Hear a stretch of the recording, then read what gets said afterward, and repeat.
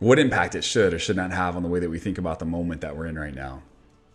In the year of 1347, the plague, the Black Death, went through medieval Europe, and it killed, scholars estimate, up to 50% of the population. Absolutely devastated Europe.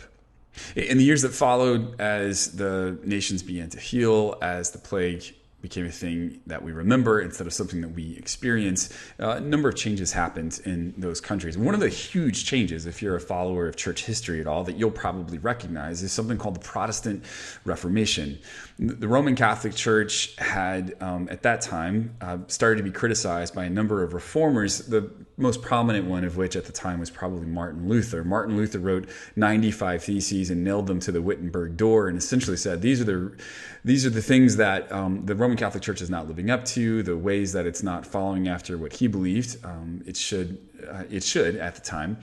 And that really started the Protestant Reformation. And the Protestant Reformation is the biggest reason that today we have the Catholic Church and we also have all these Protestant churches. Every denomination that you're familiar with probably just about that's not part of the Catholic Church or the Eastern Church kind of sprung out just about of the Protestant Reformation. So if you're a Baptist, if you're a Methodist, if you're Anabaptist, if you are a Lutheran, if you're like any of those things, like Protestant Reformation, you can trace it back to then. And some folks would say that the Protestant Reformation both helped those denominations and in the long run helped the Roman Catholic Church as well get back to some of the things that were at its roots in the very beginning.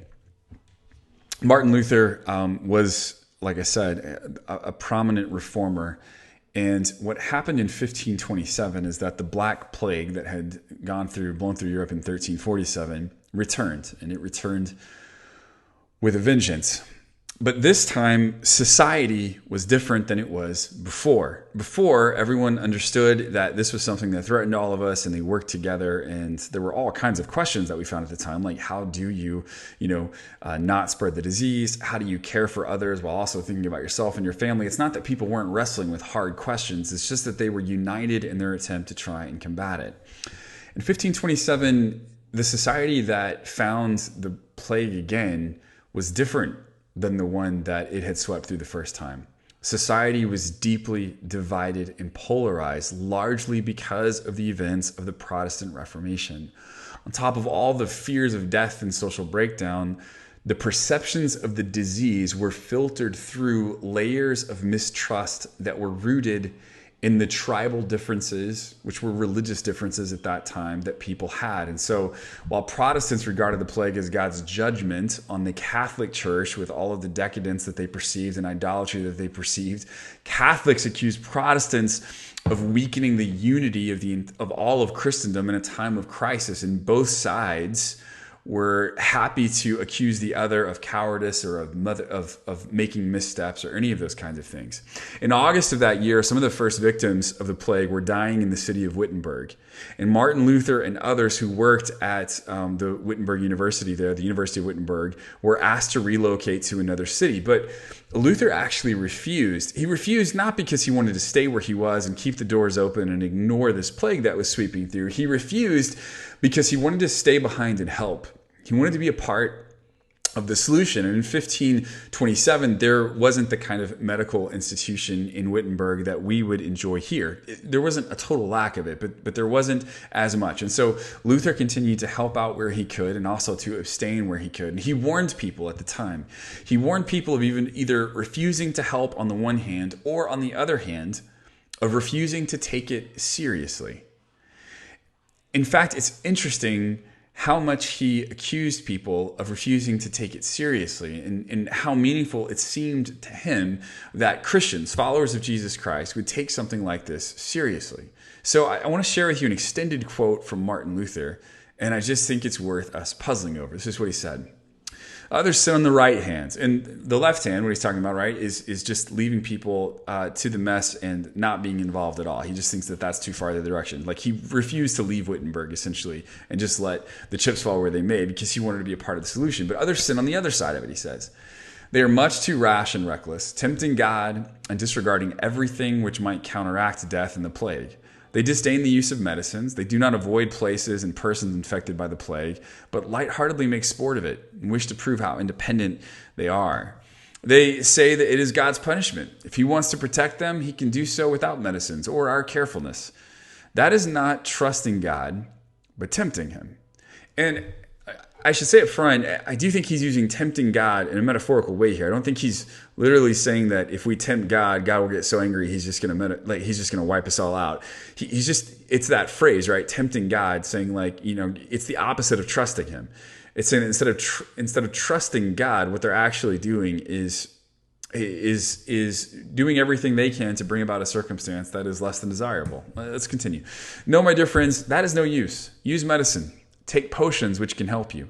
Fumigate house, yard, and street. Shun persons and places where your neighbor does not need your presence or has recovered, and act like a man who wants to help put out the burning city. What else is the epidemic but a fire which, instead of consuming wood and straw, devours life and body? You ought to think this way. Very well, by God's decree, the enemy has sent us poison and deadly offal. Therefore, I shall ask God mercifully to protect us. Then I shall fumigate, help purify the air, administer medicine, and take it. I shall avoid persons and places where my presence is not needed in order not to become contaminated and thus, perchance, infect and pollute others and so cause their death as a result of my negligence. If God should wish to take me, he will surely find me. And I have done what he has expected of me, and so I am not responsible for either my own death or the death of others. If my neighbor needs me, however, I shall not avoid place or person, but will go freely as stated above. See, this is such a God-fearing faith because it is neither brash nor foolhardy and does not tempt God. It's an interesting way of thinking about the circumstances that he found himself in. He's processing in real time.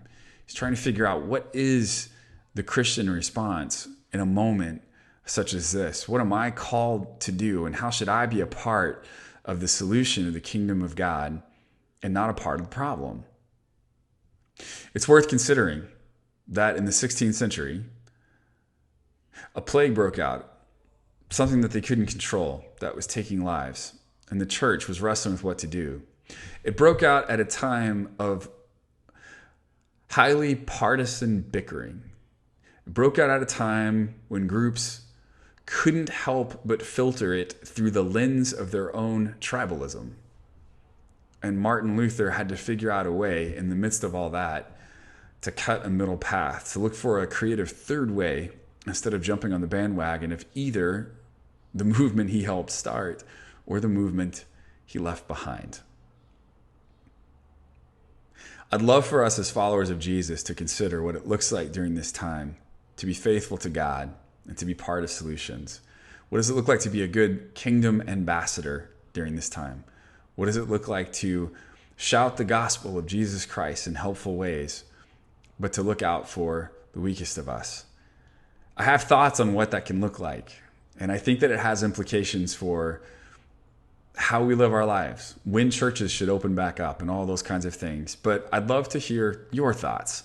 So feel free to leave them in the comments for me, and we'll meet back tomorrow night. I'll share a little bit of what you've shared, and then I'll talk a little bit about maybe some of my own thoughts, and I'm hoping that some of my thoughts can be shaped by your thoughts. So if you want to private message me or leave a message in the comments about kind of where you're at or how you're thinking about that, I'd love to see it. And I'll see you back tomorrow night, 9 o'clock. Hope you have a wonderful rest of your evening.